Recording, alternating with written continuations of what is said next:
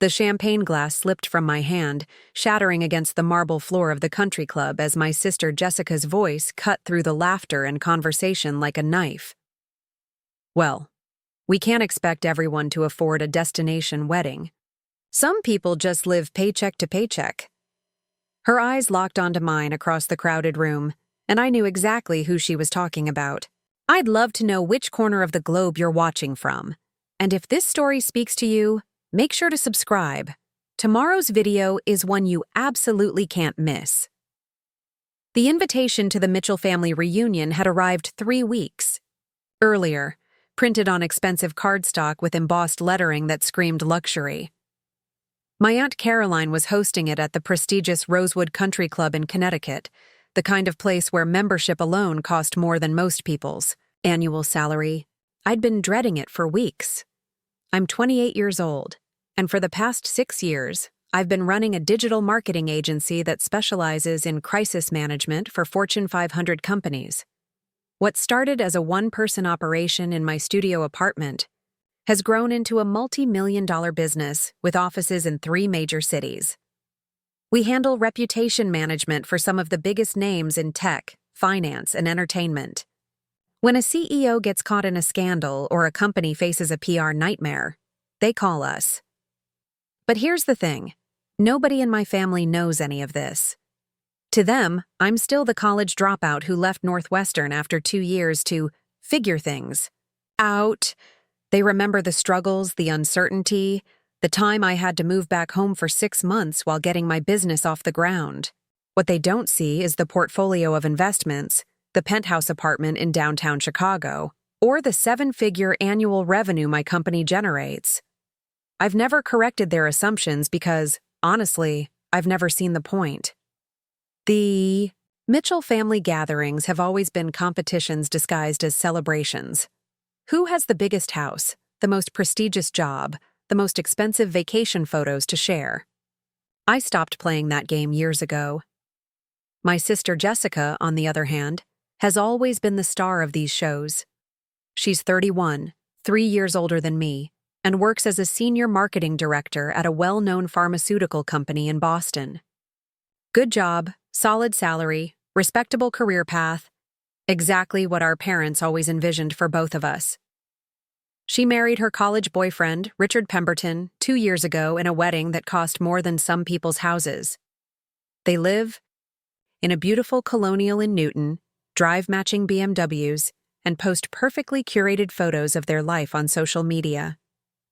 Jessica has always seen herself as the successful sibling, the one who made the right choices, followed the proper path, and she's never let me forget it. Growing up, she was the golden child. Straight A's, captain of the debate team, early admission to Yale. I was the one who preferred building websites in my bedroom to studying for standardized tests. When I told our parents I was leaving college to start my own business, Jessica was the first to call it a quarter-life crisis and predict I'd be back within a year. That was 6 years ago, and she's still waiting. The thing is, my business took off faster than I ever imagined it would. My first major client was a tech startup facing a data breach scandal. I managed to turn their narrative around so effectively that their stock price actually increased by the end of the crisis. Word spread quickly in the industry, and soon I was fielding calls from companies across the country. Within 2 years, I had hired my first employees. Within 4 years, I was opening a second office. Last year, we broke 8 figures in revenue for the first time.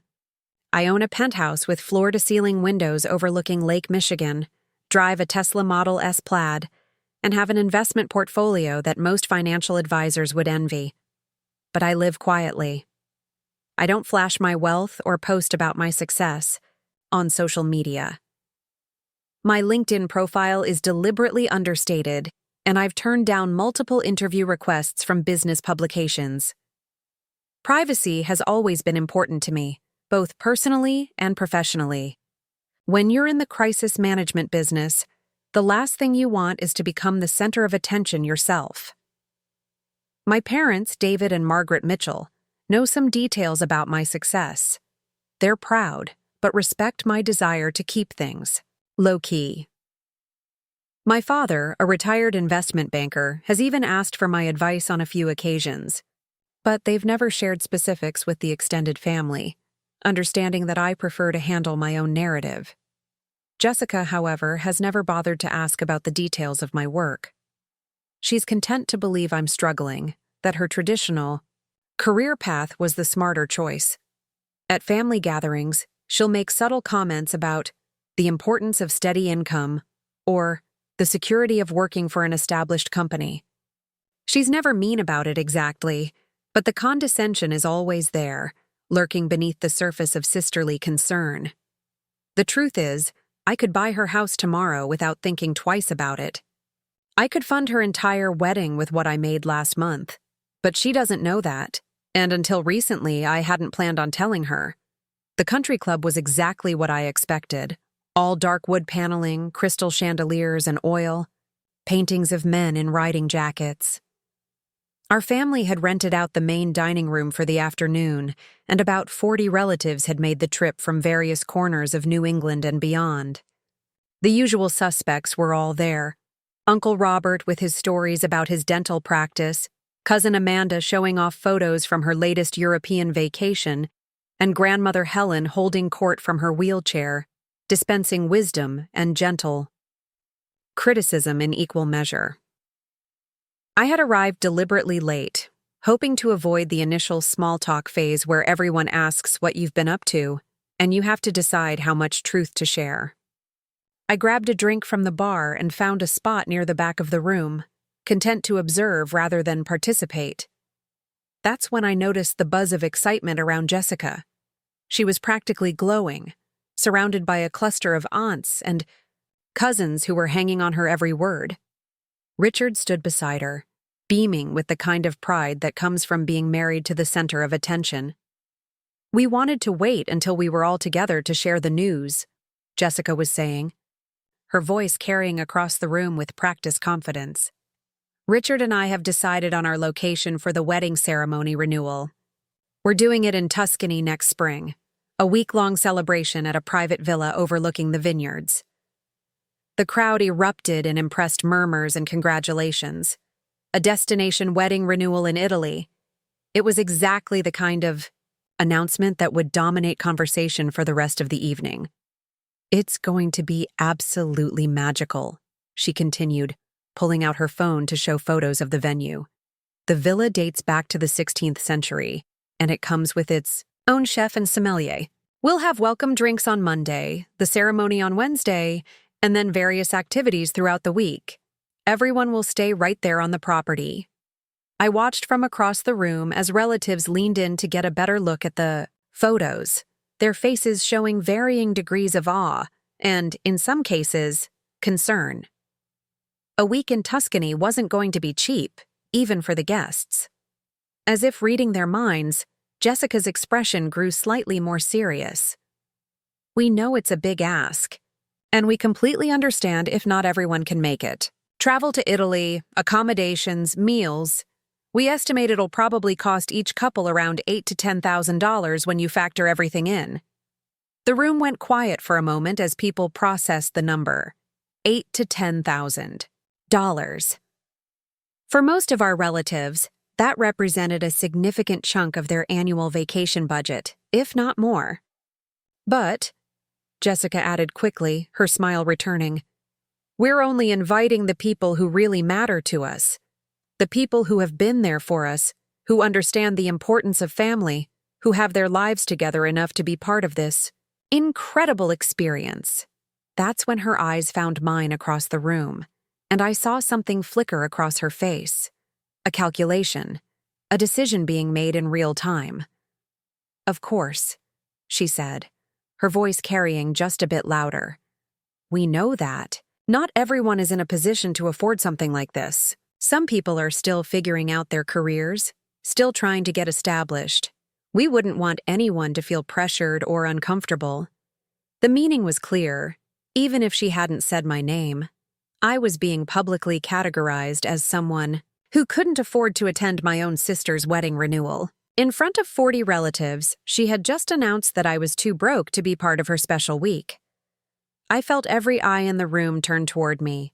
some with pity, others with curiosity. The conversation I'd been having with my cousin Mark trailed off into awkward silence. Even the bartender seemed to pause in his drink preparation. This was the moment I had been avoiding for years. The moment when staying quiet about my success would cost me something that actually mattered. Not money, not pride, but the simple dignity of being treated as an equal member of my own family. I took a slow sip of my drink and looked back at Jessica, who was watching me with an expression of satisfied concern, as if she had just done me a favor by not putting me in an awkward position. She had no idea what she had just started. The silence stretched for what felt like minutes but was probably only seconds. I could feel the weight of 40 pairs of eyes on me, waiting to see how I would react to Jessica's thinly veiled exclusion. Some relatives looked uncomfortable, others curious, and a few seemed almost excited by the prospect of family drama. I set my glass down on the nearest table and walked toward the group surrounding Jessica. The crowd parted slightly as I approached, creating a clear path between my sister and me. Her confident smile faltered just a bit around the edges. "Congratulations on the venue choice," I said evenly. "Tuscany in spring sounds beautiful." Jessica's relief was visible. She had expected pushback, maybe even a scene, but I was giving her exactly what she wanted: gracious acceptance of my own exclusion. "Thank you," she said, her voice warm with what sounded like genuine sisterly affection. "I knew you'd understand. Maybe we can plan a nice dinner when we get back to celebrate properly." The patronizing tone was subtle but unmistakable. A nice dinner, as if that were an appropriate substitute for being excluded from her wedding celebration. Before I could respond, Uncle Robert stepped forward with his usual lack of social awareness. 8 to 10,000, huh? That's quite a chunk of change. Good thing I've got that dental practice keeping the lights on." He chuckled at his own joke, completely oblivious to the undercurrent of tension in the conversation.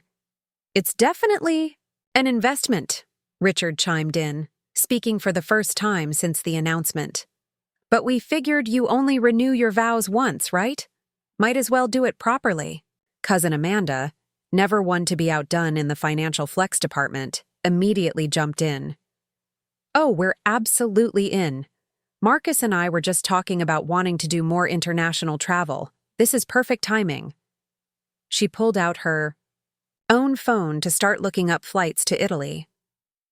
Within minutes, the conversation had shifted into full planning mode. Who would room together, what tours they might take during their free days, whether they should extend the trip to visit Rome or Florence. Jessica was in her element, fielding questions and dispensing information like a seasoned travel agent. A lot of love and effort went into bringing this story to life. If you're enjoying it, we'd be so grateful if you'd subscribe to our channel.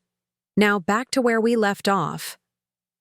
I watched the enthusiasm build around me and felt something I hadn't experienced in years at a family gathering: genuine hurt. Not anger, not frustration, but actual emotional pain at being so casually written off by my own sister. The thing that stung the most wasn't the money. I could afford to send every person in this room to Italy first class without thinking about it. What hurt was the assumption that I didn't matter enough to even be consulted. Jessica had made a unilateral decision about my worth and my place in her life, and she had done it publicly. "The villa has 12 bedrooms," Jessica was explaining to the growing circle of interested relatives. "So we can accommodate about 24 people comfortably, more if some folks don't mind sharing spaces."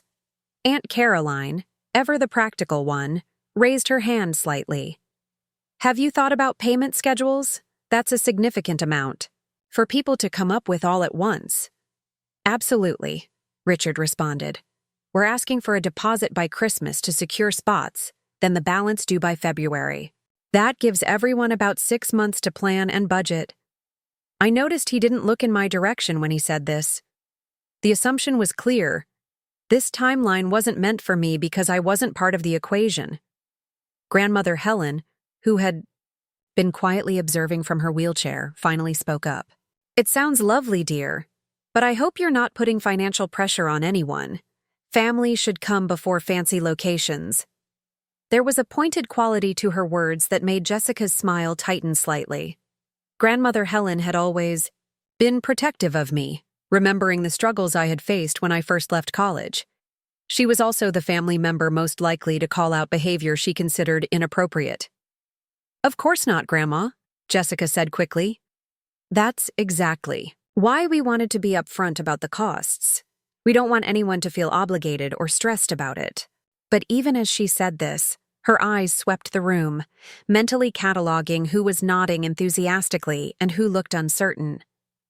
I could practically see her creating two lists in her head: those who could afford to come and those who couldn't. The conversation continued around me, but I found myself studying the dynamics more than participating. This wasn't just about a wedding renewal. This was about Jessica establishing her position as the family success story, the one who had made it far enough to host elaborate international celebrations. Cousin Mark, who worked as a high school teacher, shifted uncomfortably when Amanda started talking about upgrading to business class flights. Aunt Patricia, a widow living on Social Security, smiled politely, but said nothing when people began discussing extending the trip for shopping in Milan. Jessica was creating divisions, without even realizing it, or maybe she was realizing it and just didn't care. "What about you, David?" Jessica suddenly turned to our father, who had been standing quietly near the bar. "You and Mom are definitely coming, right?" Dad looked slightly startled to be put on the spot. "Well, we'll certainly try our best, sweetheart. It sounds like you've put a lot of thought into this." It was a diplomatic non-answer, the kind our father specialized in when family politics got complicated. But Jessica wasn't satisfied with being diplomatic. "Dad, come on. This is important to me. I need to know who's committed so I can finalize numbers with the villa." The pressure was subtle but unmistakable. She was using emotional manipulation to secure commitments, making it seem like anyone who hesitated simply didn't care enough about her happiness. Mom stepped in smoothly. "Of course we'll be there, honey. We wouldn't miss it." Jessica beamed and moved on to the next target. "Uncle Robert? Aunt Linda?" One by one, she worked her way through the room, securing verbal commitments from relatives who either genuinely could afford the trip or felt too pressured to say no.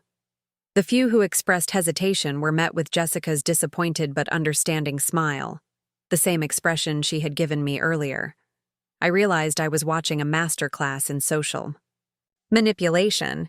Jessica had figured out how to use her wedding as a sorting mechanism, separating the family into those who mattered enough to make the financial sacrifice and those who didn't. The most telling moment came when she approached cousin Sarah, who had been unemployed for 6 months after being laid off from her marketing job. "Sarah, I know things have been tough lately," Jessica said with exaggerated sympathy. "Please don't feel any pressure about this. We completely understand if it's not feasible right now."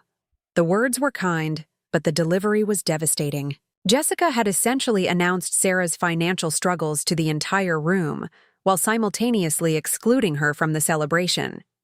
Sarah's face flushed red, and she mumbled something about needing to check her calendar before excusing herself to the bathroom. That's when I realized this wasn't random cruelty. This was calculated. Jessica was using her wedding to establish a hierarchy, to make it clear who belonged in her inner circle and who didn't. The price tag wasn't just about covering costs. It was about creating an exclusive club that only certain family members could join. And I had just been publicly identified as someone who didn't make the cut. The conversation was still flowing around me, but I had stopped listening to the words and started paying attention to the patterns. Who was being enthusiastically included? Who was being gently discouraged? And who was being ignored entirely? What Jessica didn't know was that she had just made the biggest miscalculation of her life. As I stood there watching her hold court, dispensing inclusion and exclusion with equal confidence, I made a decision. I had spent 6 years staying quiet about my success, avoiding family drama, keeping my head down and my wealth private. But some lines, once crossed, can't be uncrossed. Jessica had just crossed one of those lines, and she was about to learn exactly how expensive that mistake was going to be. 20 minutes later, I was standing near the country club's expansive windows, watching golfers navigate the 18th hole, when my phone buzzed with a call. The caller ID made me smile for the first time all afternoon. Victoria Chen, Pinnacle Ventures, Victoria, was one of the most respected venture capitalists on the West Coast, and more importantly, she was calling about the acquisition offer we'd been discussing for weeks. 3 different investment firms wanted to buy my company, and the bidding war had reached astronomical numbers. I stepped out onto the terrace to take the call, grateful for an excuse to escape the ongoing wedding planning session inside. "Daniel, I hope I'm not interrupting your weekend." Victoria's voice was crisp and professional, even on a Saturday afternoon. "Not at all. What's the latest?" "Goldman Sachs just revised their offer. They're now at $47 million for a complete acquisition, or they're willing to discuss a partial buyout at $32 million for 60% equity. Either way, you'd retain full operational control for the first 3 years." I leaned against the terrace railing, trying to process the numbers. $47 million. For a company I had started in my studio apartment with $15,000 in savings. "That's significantly higher than their initial offer," I said, keeping my voice neutral despite the adrenaline surge. "It is. And frankly, I think we can push them higher. Your Q3 numbers were exceptional, and the industry projections for crisis management services are through the roof. Every major corporation is realizing they need someone like you on speed dial." Through the French doors, I could see Jessica still surrounded by relatives, gesturing animatedly as she described something about Italian wine tours. The contrast was surreal. Here I was discussing a deal that would make me wealthier than most people could imagine, while 20 feet away my sister was explaining why I couldn't afford a vacation. "Victoria, I need to ask you something," I said. An idea beginning to form. "How public has this acquisition buzz become?" "Pretty public in the right circles. Forbes is planning a feature on emerging crisis management firms, and your company is their lead story. The piece should run next week." "Why?" I looked back through the glass at my family. "Just curious about timing." "Well, if it matters, TechCrunch is also sniffing around for an interview. Your company's success story is becoming hard to ignore. The fact that you started with essentially nothing and built it into a $47 million enterprise in 6 years, that's the kind of narrative business media loves." "I'll call you back Monday morning with my decision," I said. "Perfect. And Daniel, congratulations. Whatever you decide, you've built something remarkable." I ended the call and stood there for a moment, letting the magnitude of the conversation sink in. $47 million. The number was almost abstract, so large it didn't feel real. When I walked back inside, the wedding discussion had evolved into a full-scale event planning session. Someone had found a large notepad, and they were creating lists of attendees, activities, and logistics. Jessica was clearly in her element, orchestrating the entire production with the confidence of someone accustomed to being the center of attention. "Oh, perfect. You're back," she said when she spotted me. "We were just talking about group photos. Richard's cousin is a professional photographer, so we'll have plenty of beautiful shots to commemorate everything." I nodded politely, but something in my expression must have shifted because Jessica's enthusiasm faltered slightly. "Are you okay? You look different." Before I could answer, Cousin Mark approached with a concerned expression. "Hey, I wanted to apologize earlier. The way Jessica handled that was pretty harsh. If you need help with anything, financially, I might be able to lend you some money for the trip." His offer was genuine and kind, which somehow made it worse. Mark was a high school teacher married to a nurse. They had 2 kids and a mortgage. The idea that he would offer to help me pay for an Italian vacation because he thought I was struggling was both touching and infuriating. That's really generous, Mark, but I'm okay. Are you sure? Because $10,000 is a lot for anyone. Hell, it's a lot for me, and I'm definitely going. But family is family, you know? Jessica had been listening to this exchange, and I saw something flicker across her face, not concern, but calculation. She was probably wondering if Mark's offer would undermine her careful exclusion of me. "Mark, that's so sweet of you to offer," she interjected smoothly. "But I really don't want anyone going into debt over this. The whole point is to celebrate with the people who are in a position to enjoy it comfortably." The phrase, "in a position to enjoy it comfortably," was expertly crafted. It sounded thoughtful and considerate while reinforcing her narrative that some family members simply couldn't afford to participate in her life. That's when Uncle Robert, who had been unusually quiet for the past few minutes, dropped his bombshell. "You know, Jessica, I was talking to my golf buddy earlier. He's in the business world, and he mentioned something interesting. He said there's been a lot of buzz about some young entrepreneur from Chicago who built a crisis management company. Apparently, the guy is about to sell for tens of millions." The room went quiet. Jessica's smile froze. "That's nice, Uncle Robert," she said carefully. "But what does that have to do with anything?" "Well, he said the company owner is originally from Connecticut. Family in the Boston area. Young guy, maybe late 20s.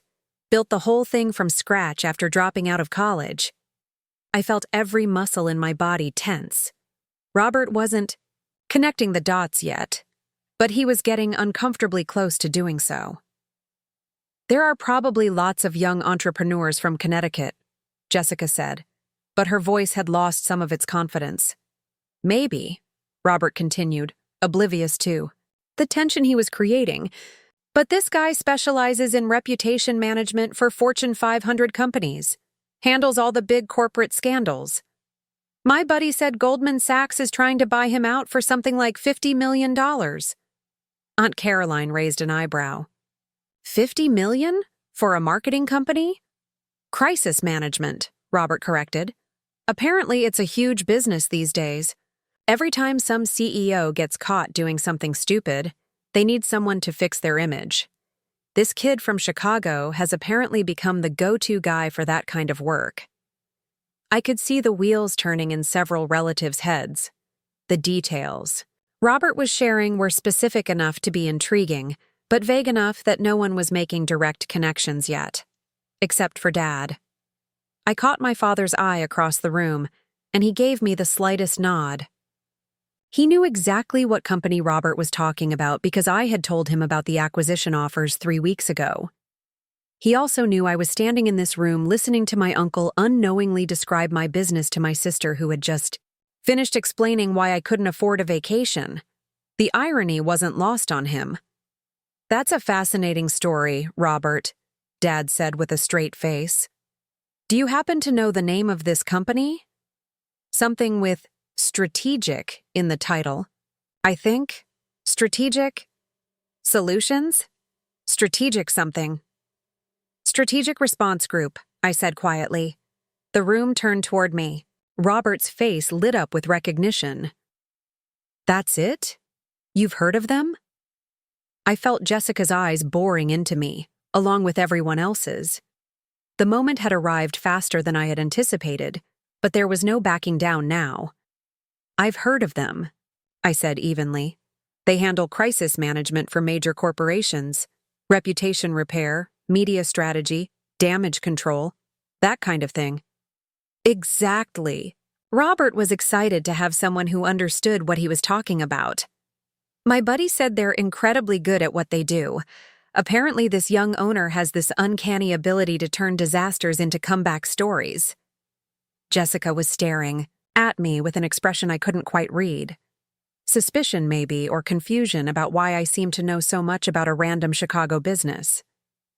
"It sounds like an interesting company," she said slowly. "It is," I replied. "Very interesting." "The Conversation hung in the air for a moment, charged with an energy that most of the room couldn't identify but could definitely feel. Something was happening, some shift in the family dynamic that nobody quite understood yet. But Jessica was beginning to suspect, and that suspicion was about to change everything. The silence stretched until Cousin Amanda, always eager to demonstrate her business acumen, jumped back into the conversation. You know, I actually read something about Strategic Response Group in Harvard Business Review last month. They profiled several emerging companies that are disrupting traditional consulting models. Jessica's head snapped toward Amanda. What did the article say? It was fascinating, actually. The company was founded by this incredibly young CEO who had some unconventional background. No MBA, no corporate training, just pure instinct for understanding how to manage public perception. The article mentioned he handles clients like tech giants and pharmaceutical companies. I watched Jessica's face as Amanda spoke. The pieces were clicking into place, and I could see the exact moment when suspicion transformed into terrible certainty.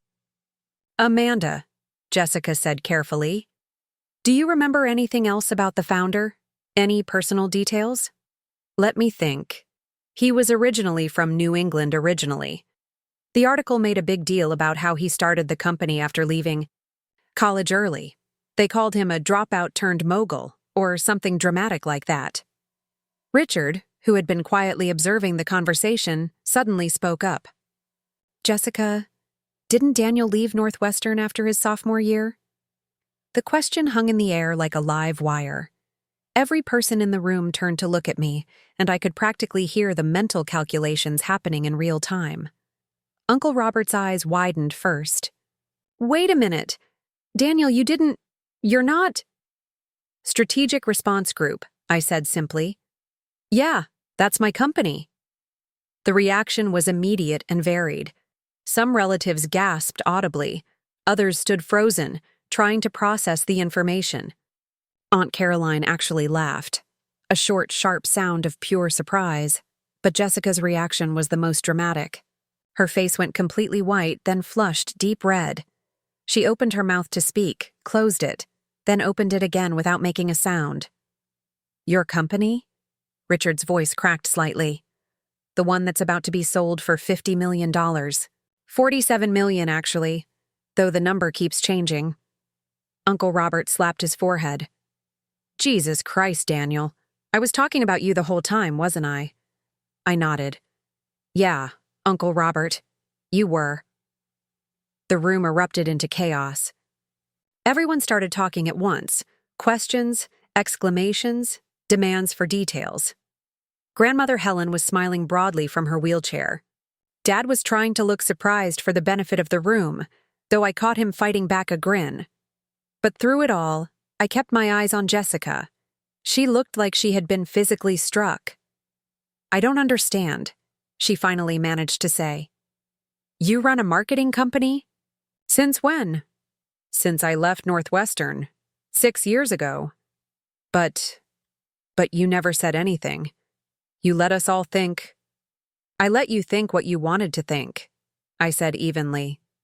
You never asked for details about my work. You just assumed I was struggling. Cousin Mark stepped forward, looking stunned. Daniel, man, I just offered to lend you money for the wedding trip. You must think I'm an idiot. I think you're incredibly generous, I said honestly. Your offer meant more to me than you know. Amanda was frantically scrolling through her phone. Oh my God. Here it is. The Harvard Business Review article.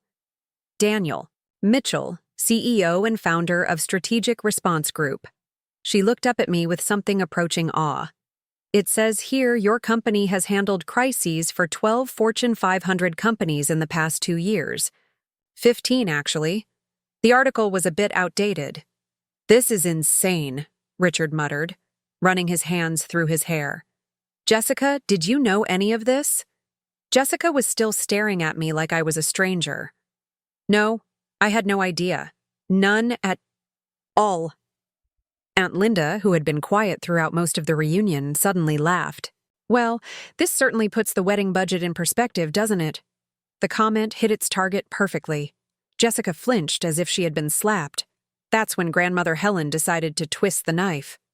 "Jessica, dear, weren't you just explaining why some people couldn't afford to attend your celebration?"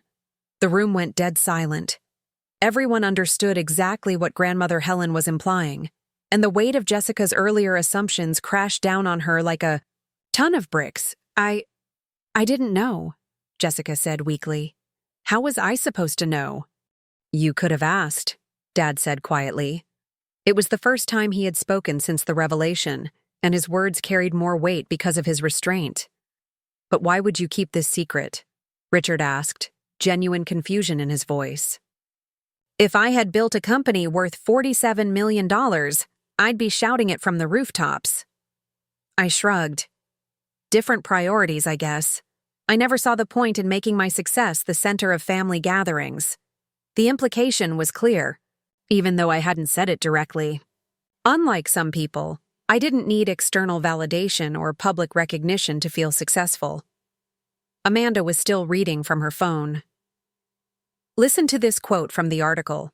"Mitchell's approach to crisis management is revolutionary because he understands that authentic transformation requires humility and genuine change, not just better marketing." "This is incredible, Daniel."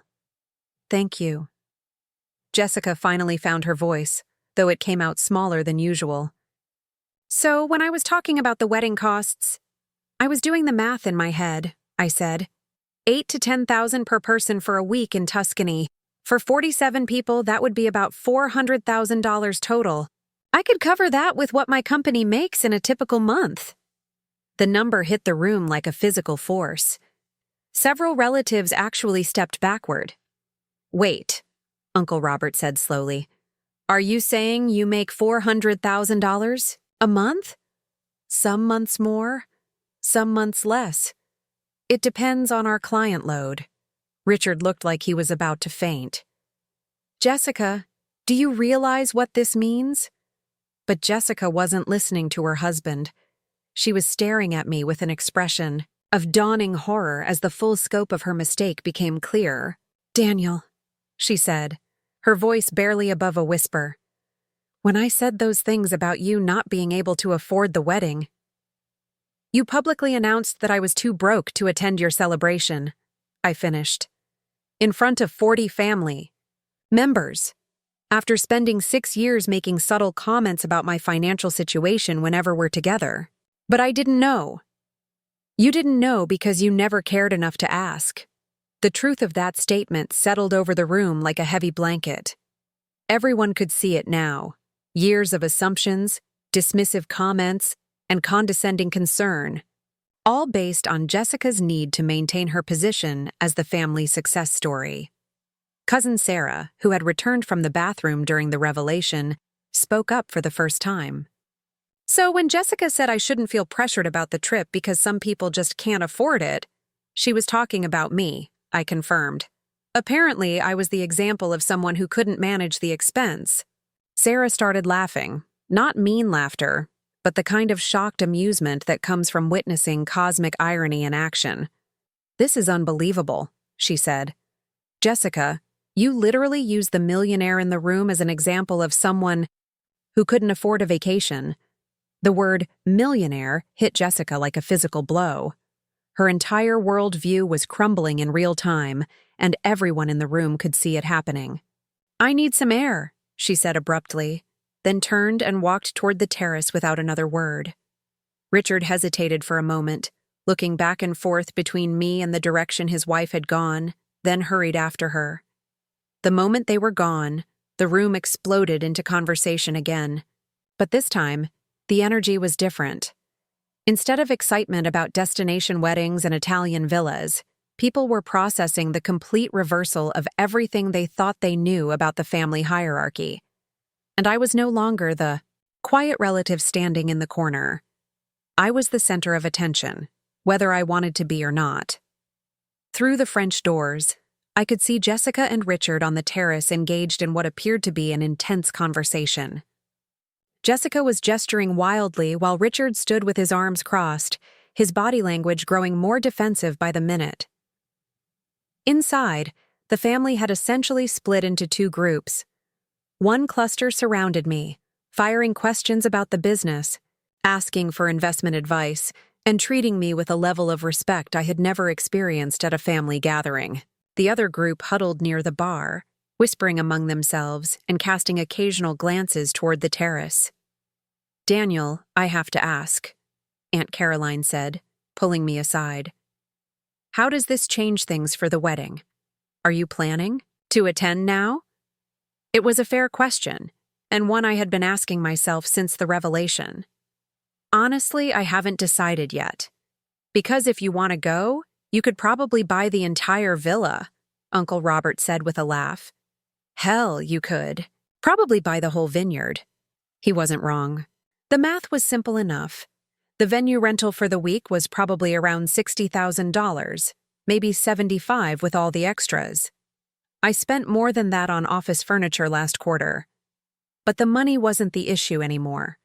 The issue was trust, respect, and the fundamental question of whether I wanted to celebrate anything with someone who had spent years diminishing my worth. Cousin Mark approached with a sheepish expression. "Listen, Daniel, I feel like an idiot. But I have to ask, why didn't you ever say anything? I mean, we've been to dozens of family events together over the years." "Because it didn't matter," I said honestly. Or at least I thought it didn't matter. I figured if people wanted to know about my life, they would ask. And if they didn't ask, then maybe they didn't really care about the answer. But Jessica always made those comments about stable careers and financial security. "I know. I heard them," Mark winced. "And you just let her?" "I let her reveal who she really was," I said. Turns out that was more valuable information than I realized. Before Mark could respond, the terrace doors burst open and Jessica stormed back inside, her face flushed and her eyes bright with unshed tears. Richard followed a few steps behind, looking exhausted and frustrated. Jessica made a beeline straight for me, cutting through the crowd of relatives like she was on a mission. "We need to talk," she announced loudly enough for the entire room to hear. "Right now." "Okay," I said calmly. "Let's talk. Not here. Privately." I looked around the room at the 40-plus relatives who were all pretending not to stare while obviously hanging on every word. "Jessica, you made this public when you decided to announce my financial situation to the entire family. If you want to talk now, we can talk here." Her jaw clenched. "Fine. You want to do this in front of everyone? Let's do it." The room went completely silent. Even the waitstaff seemed to pause in their duties, sensing the drama about to unfold. "Don't understand why you're angry at me," Jessica said, her voice shaking slightly. "You're the one who lied to everyone. You're the one who let us all believe you were struggling when you were actually rich?" I supplied helpfully. "Yes. You let me make assumptions. You let me worry about you. You let me feel sorry for you." The room was so quiet, I could hear the grandfather clock ticking in the corner. "Jessica," I said carefully, "when exactly did you worry about me? When did you feel sorry for me? Because from where I'm standing, it looked more like you enjoyed feeling superior to me." Her face went red. "That's not true, isn't it? Let's think about this. In the past 6 years, how many times have you asked me about my work? Not made assumptions about it, not given me advice about it, actually asked me to tell you about it?" Jessica opened her mouth, then closed it again. "I'll save you the math," I continued. Zero times. But you know what you did? You made comments about the importance of stable careers. You talked about the security of working for established companies. You gave me career advice based on the assumption that I was failing. I was trying to help. No, Jessica. You were trying to maintain your position as the successful sibling. There's a difference."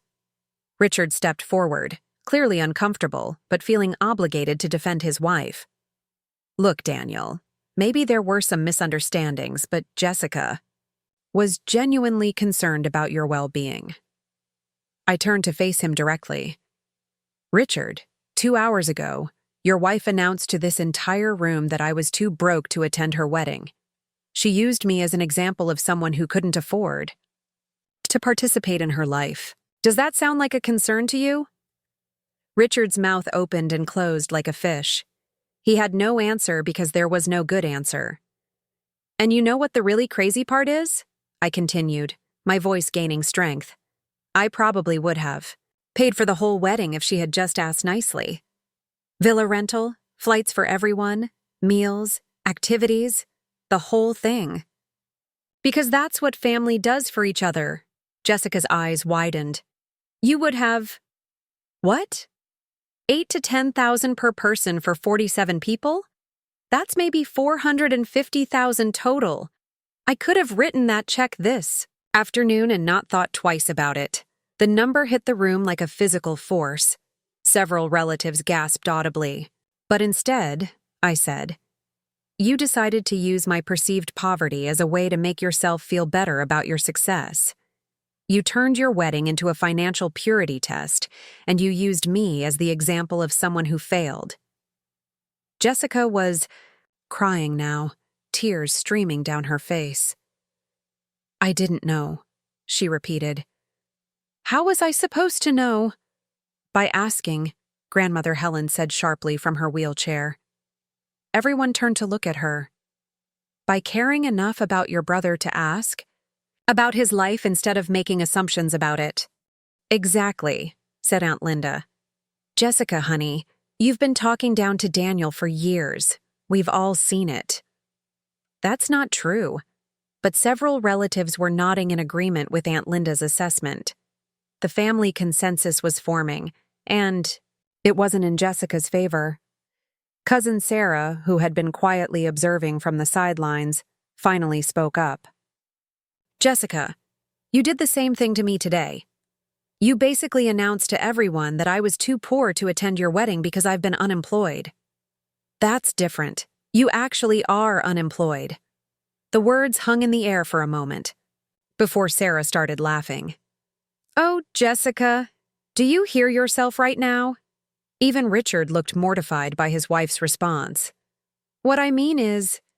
Jessica tried to backtrack, but it was too late. She had revealed exactly the kind of person she was, someone who believed financial status determined human worth. That's when Dad finally stepped in. Jessica, I think you need to take a step back and think about what you're saying. Don't. Lecture me, Dad. You knew about this the whole time, didn't you? You knew Daniel was rich and you let me embarrass myself. Dad's expression hardened. I knew about Daniel's success because he shares important things with people he trusts. The question you should be asking yourself is why he didn't trust you enough to share it. The truth of that statement hit Jessica like a slap.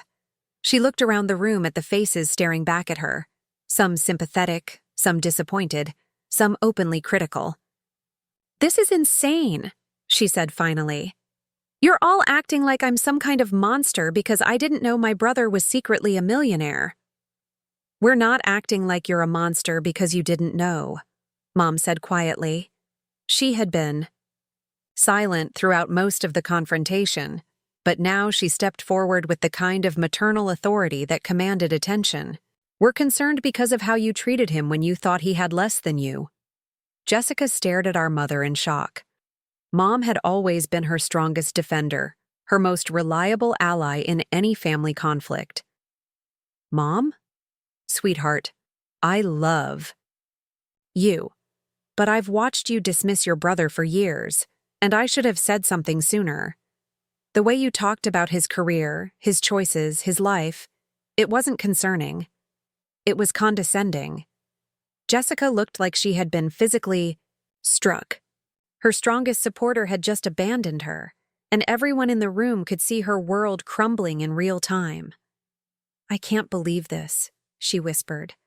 My own family is turning against me because I didn't know about some secret business. No.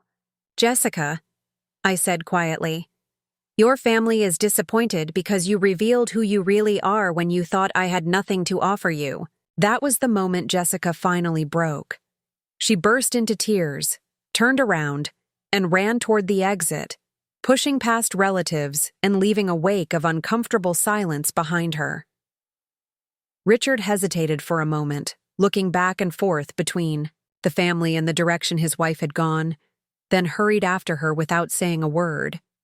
And for the first time in 6 years, a family gathering continued without Jessica at the center of it. The silence that followed Jessica's dramatic exit lasted exactly 37 seconds. I know because I counted, watching the grandfather clock in the corner while 40-plus relatives processed what they had just witnessed. Then Cousin Amanda broke the tension with a nervous laugh. Well, that escalated quickly. The comment seemed to release everyone from their frozen state. Conversations resumed, but the entire energy of the gathering had shifted. Instead of the typical family reunion chatter about careers and accomplishments, people were talking in hushed tones about what had just happened. I found myself at the center of a completely different kind of attention than I had ever experienced at a family event. Instead of being overlooked or dismissed, relatives were approaching me with genuine curiosity and respect. "Daniel," Aunt Patricia said, touching my arm gently, "I owe you an apology. I've been listening to Jessica's comments about your situation for years, and I never questioned them. I should have known better." "You don't owe me anything, Aunt Patricia."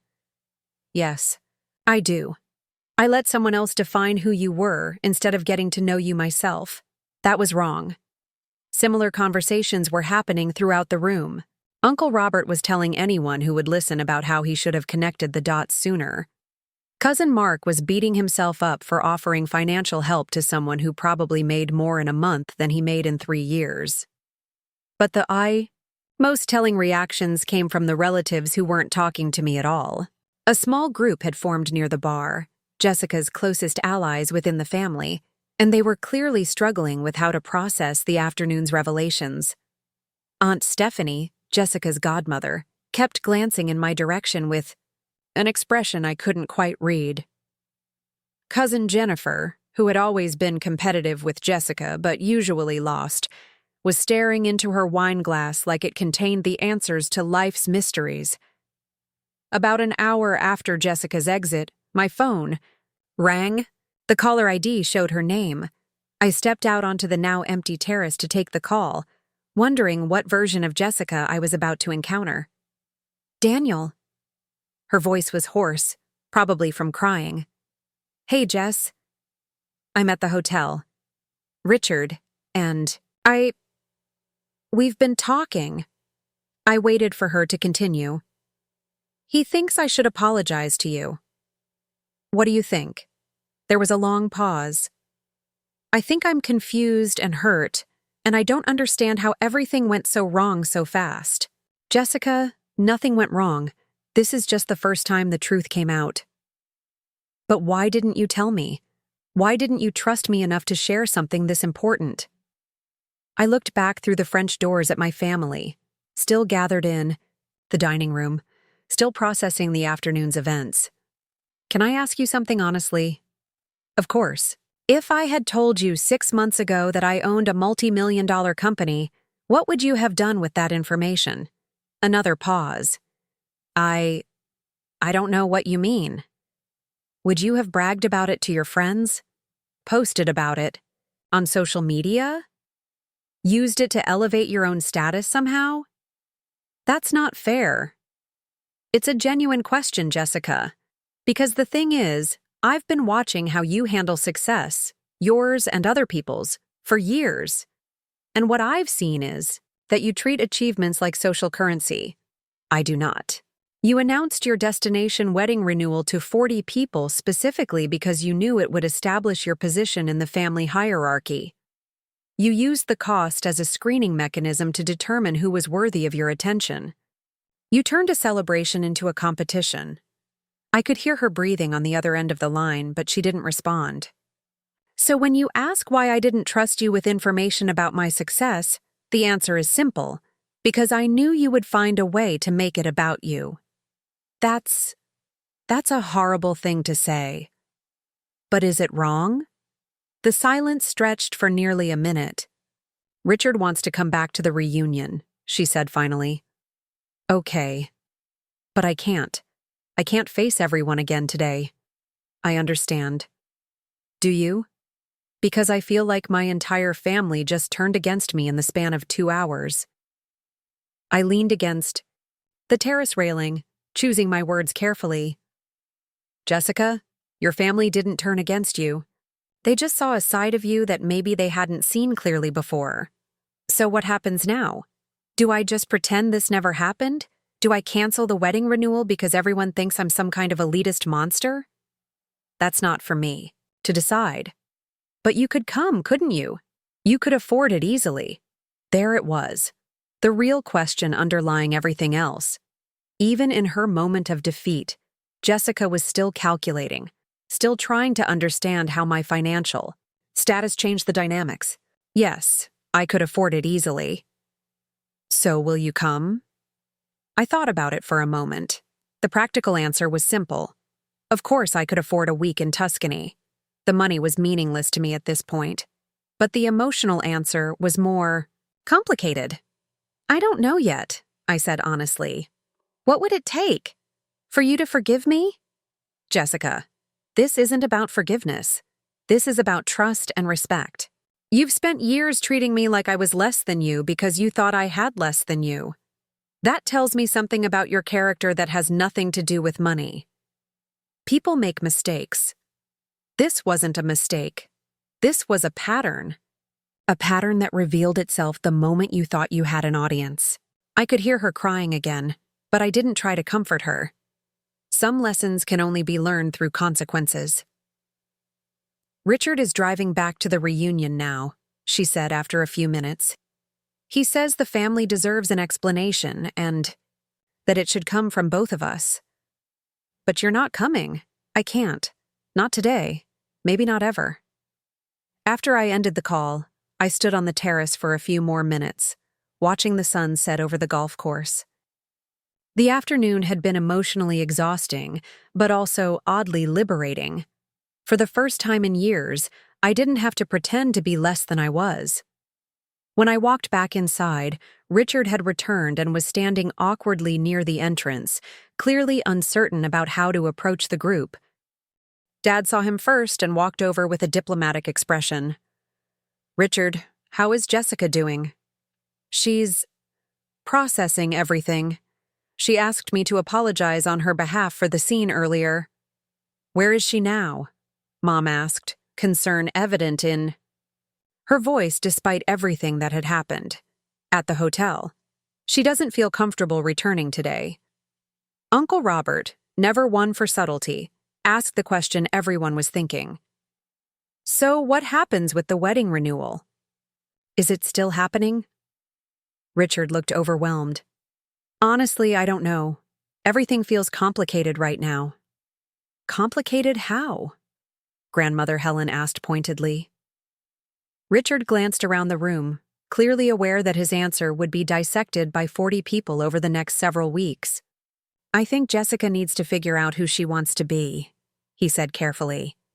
"Today showed me some things about my wife that I hadn't seen clearly before." The admission hung in the air like a storm cloud. Several relatives exchanged meaningful glances. "Richard," Aunt Caroline said gently, "you know we love Jessica. But what happened today wasn't just about money or misunderstandings. It was about how she treats people when she thinks she has power over them." "I know," he said quietly. "I know." Cousin Sarah, who had been mostly quiet since Jessica's exit, suddenly spoke up. "Richard, can I ask you something? How did Jessica react when she found out about Daniel's company? Before she came back inside, I mean." Richard's expression grew even more uncomfortable. She was angry. She felt like she had been made to look foolish." "Was she angry at herself for making assumptions?" "No," Richard admitted after a pause. "She was angry at Daniel for not telling her." The room absorbed this information with varying degrees of disappointment and resignation. "So even after learning the truth," Sarah continued, "her first instinct was to blame someone else for her mistake." Richard nodded reluctantly. That's when I realized Jessica's absence wasn't just about embarrassment or hurt feelings. She was avoiding accountability. Even now, even after everything that had happened, she was positioning herself as the victim of circumstances rather than the architect of her own downfall. And her husband was beginning to see it too. The weeks following the reunion unfolded like a slow-motion avalanche, with consequences cascading through our family in ways none of us had anticipated.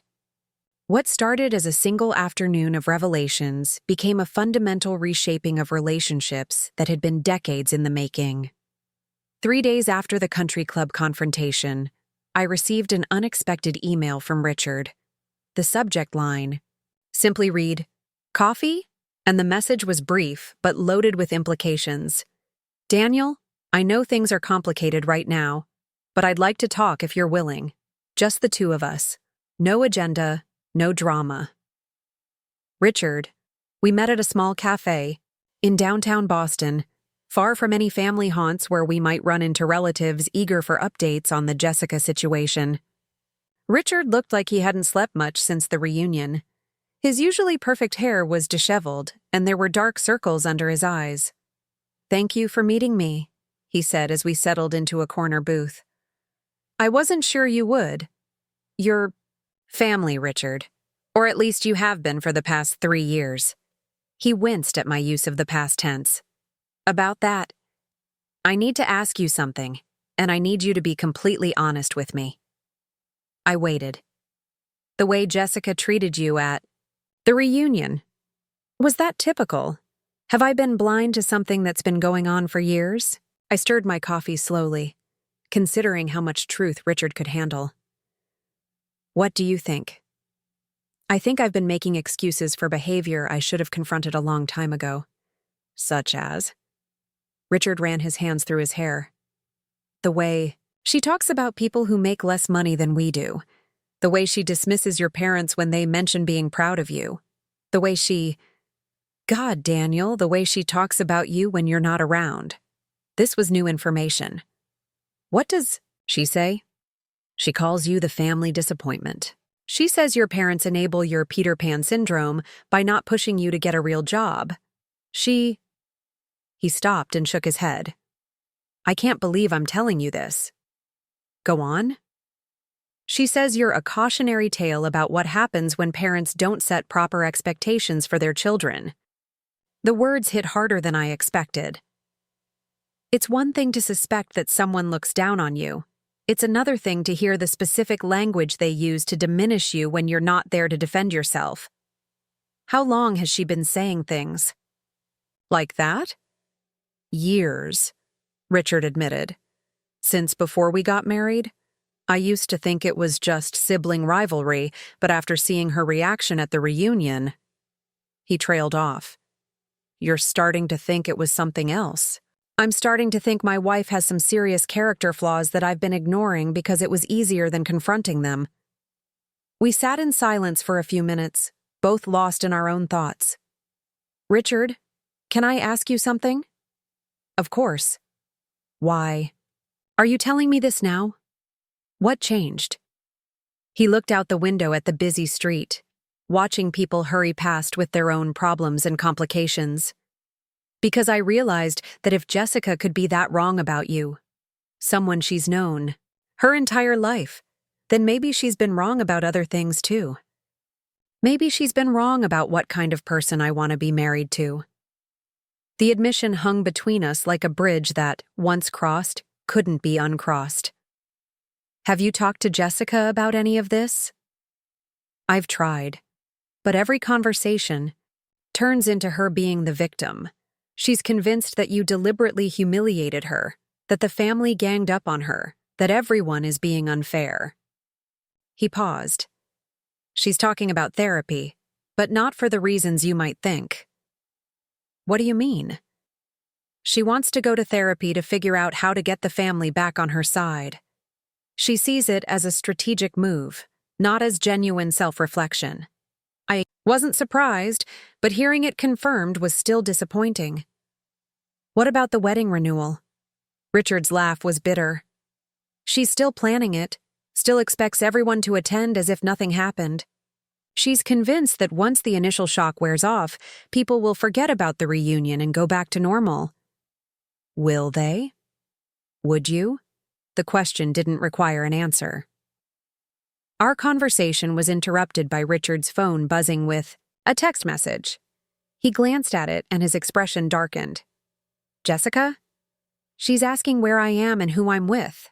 She's been doing that a lot lately, monitoring my schedule, questioning my whereabouts. He put the phone face down on the table. I think she's worried I'm going to leave her. Are you? I don't know yet, but I'm definitely not the same person I was 3 weeks ago. Over the following days, the family grapevine buzzed with updates and developments. Mom called to tell me that Jessica had reached out to several relatives, attempting to rebuild bridges with what she called damage control. Conversations. According to Mom, these conversations weren't going well. She called your Aunt Caroline yesterday, Mom reported during one of our weekly check-ins. Spent an hour explaining how she was misunderstood at the reunion, how the family took your side without hearing her perspective. How did Aunt Caroline respond? She told Jessica that there were no sides to take. She said Jessica's behavior spoke for itself, and that no amount of explanation could change what everyone witnessed. Similar conversations were happening throughout the extended family. Jessica's attempts to rehabilitate her image were backfiring because she was still operating from the same playbook that had gotten her into trouble in the first place. She was trying to control the narrative instead of addressing the underlying issues. The breaking point came during Thanksgiving. Mom had been dreading the holiday for weeks, knowing that any gathering would force the family to navigate the new dynamics created by the reunion confrontation. Jessica had been lobbying hard for a normal family Thanksgiving, arguing that it was time to move past the misunderstanding and focus on gratitude and togetherness. Dad, displaying a level of backbone that surprised everyone, had refused to host if Jessica planned to spend the dinner relitigating the events of the reunion. She can come, he told Mom, but if she wants to use our dinner table as a platform for self-pity, she can find somewhere else to do it. Jessica's response to this ultimatum revealed everything about where her head was at. She organized a competing Thanksgiving dinner at her house, inviting the relatives she considered most likely to support her version of events. The family split was now official. Jessica's dinner included Aunt Stephanie, Cousin Jennifer, Richard's parents, and a handful of other relatives who either genuinely believed she had been treated unfairly or who were too conflict-averse to take a clear stand. Everyone else came to my parents' house. The contrast between the two gatherings was stark. At my parents' house, conversations flowed naturally. People seemed relaxed, and for the first time in years, no one felt like they were walking on eggshells or competing for status. Without Jessica's need to be the center of attention, the family could actually function like a family. Uncle Robert, who had been Jessica's most vocal supporter for years, made an observation that crystallized what everyone was feeling. No, I just realized something. We're all having more fun without her here. The comment sparked a broader conversation about family dynamics and how one person's behavior can affect an entire group. Several relatives admitted they had been dreading family gatherings for years because of Jessica's competitiveness and need for constant validation. I used to practice conversations before family events, Cousin Mark confessed. I would think through what Jessica might say about my job or my house or my kids, and I would prepare responses that wouldn't trigger one of her lectures about success and responsibility. Similar stories emerged throughout the evening. People had been tailoring their behavior for years to avoid setting off Jessica's insecurities and competitive instincts. Meanwhile, across town, Jessica's dinner was reportedly a disaster. According to intelligence gathered by cousins with friends in both camps, Jessica had spent most of the evening complaining about how the family had mistreated her, how I had deliberately humiliated her, and how everyone was being manipulated by my sudden wealth. Richard, who had attended Jessica's dinner out of marital obligation, apparently sat in silence for most of the evening. When Aunt Stephanie asked him directly whether he thought Jessica had been treated unfairly, His response was telling. I think everyone got to see who they really are. The comment reportedly killed the conversation and created an awkward tension that lasted for the rest of the evening. 3 days after Thanksgiving, Richard filed for separation. The news reached me through Dad, who had received a call from Richard, asking for advice about divorce attorneys. Richard explained that he couldn't continue to be married to someone whose character was so fundamentally different from what he had believed it to be. It's not just about the reunion, Richard had told Dad. That was just the moment when I finally saw clearly what had been there all along. Jessica's reaction to the separation was swift and predictable. She called an emergency family meeting to discuss Richard's betrayal and to rally support for her side of the story. Only 6 people showed up. By Christmas, Jessica had essentially isolated herself from most of the family. Her social media posts became increasingly bitter, filled with vague references to fair weather family and people who change when money gets involved. The irony was lost on her completely. The final blow came when the Forbes article about my company was published in January. The piece, titled Crisis Management Mogul: How a College Dropout Built a $50 million Empire, featured a detailed profile of my business, complete with client testimonials and industry analysis. The article went viral in business circles, generating interview requests from major media outlets and speaking invitations from conferences around the country. My phone didn't stop ringing for weeks. Jessica's response to the article was to post a long, rambling Facebook status about how some people let success go to their heads and how real family should matter more than money or fame. The post received exactly 3 likes and was screenshot by multiple relatives who shared it in private group chats as evidence that Jessica still didn't understand what had actually happened. By spring, the family had settled into its new normal. Jessica remained married to Richard in name only. He had moved out, but hadn't yet filed for divorce, apparently hoping she would eventually recognize her role in their problems and seek genuine help.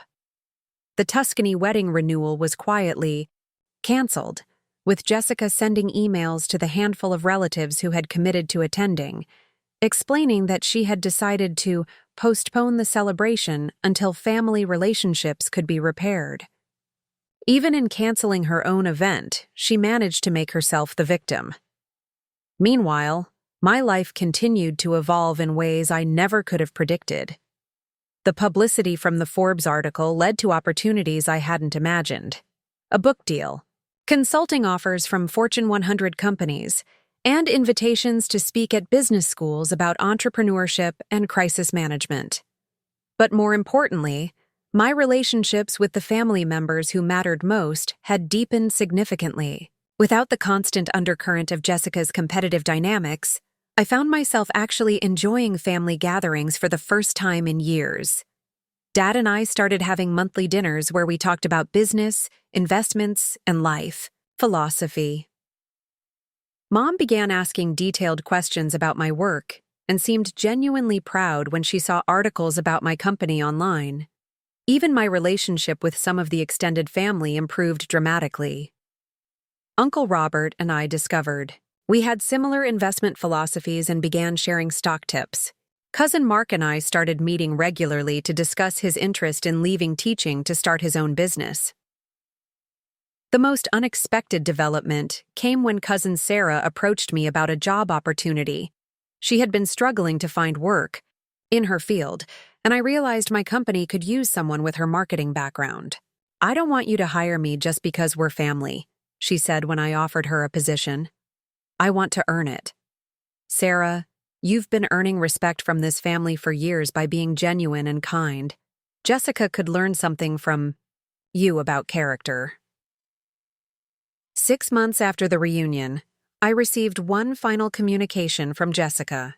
It wasn't an apology or an attempt at reconciliation. It was an email with the subject line, Inheritance Questions. The message was brief. Daniel, I've been thinking about Mom and Dad's estate planning. Given your financial success, I assume you'll be disclaiming your inheritance so that the rest of the family can benefit more significantly. Let me know how you'd like to handle the paperwork.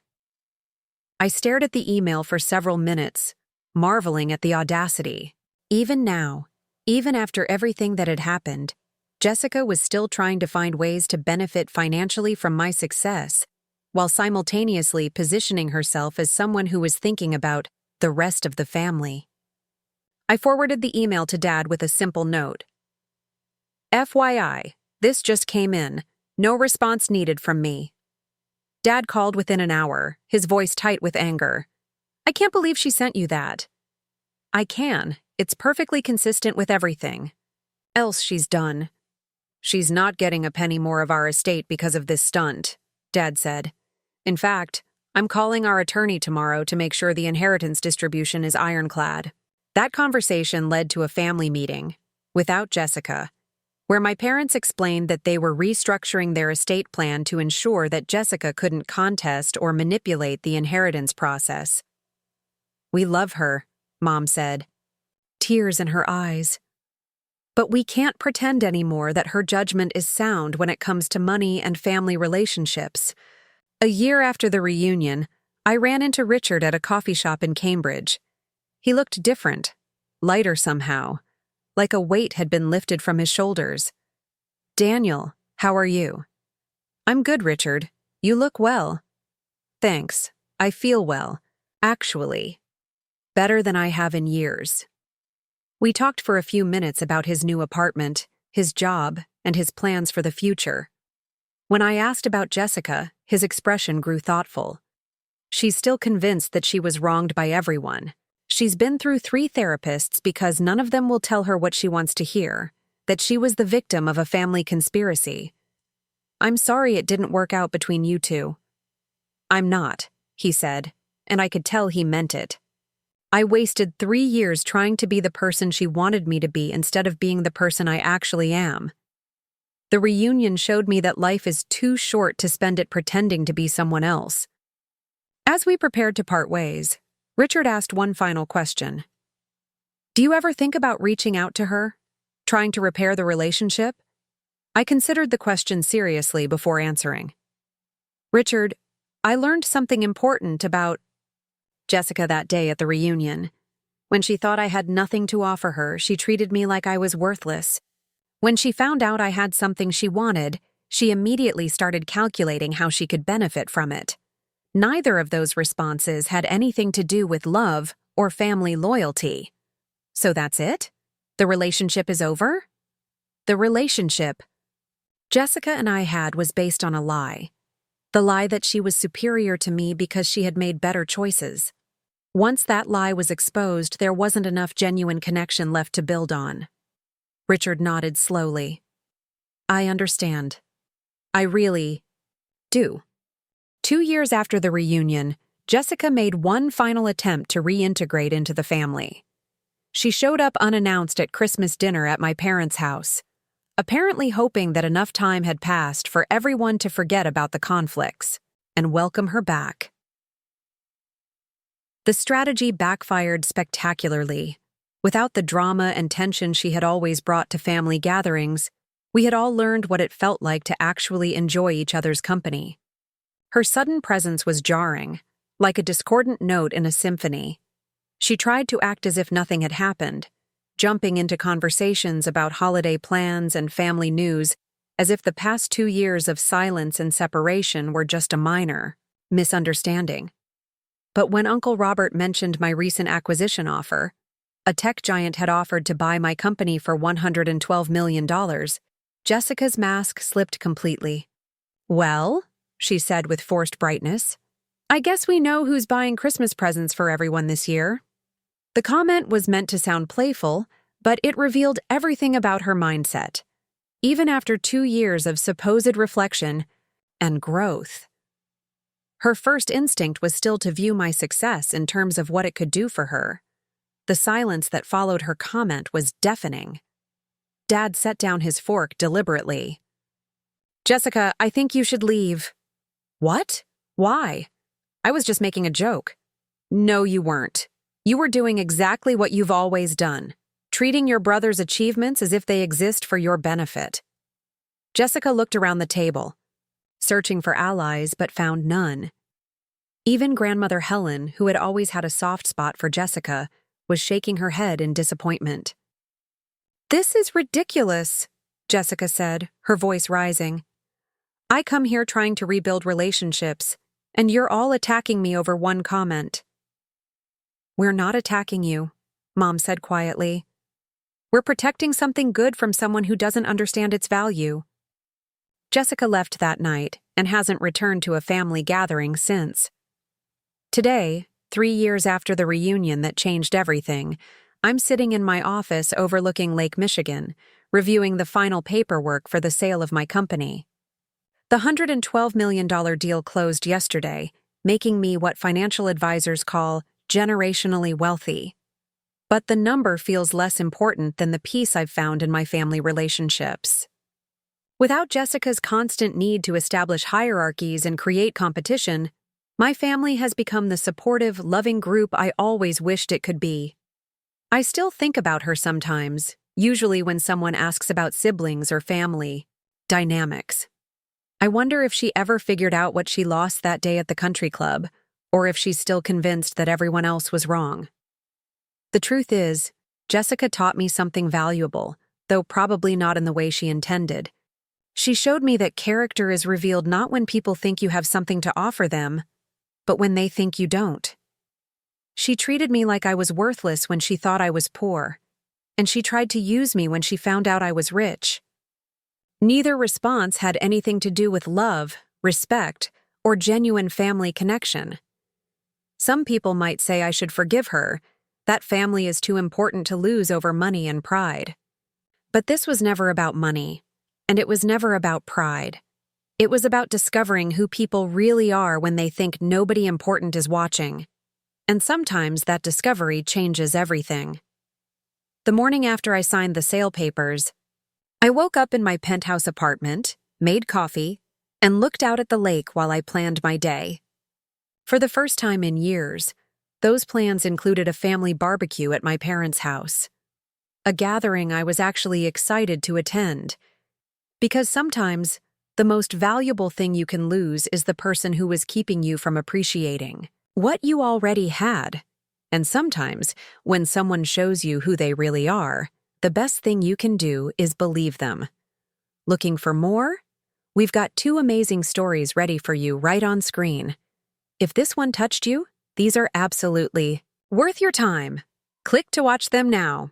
And hey, subscribe and hit that bell to never miss our latest uploads.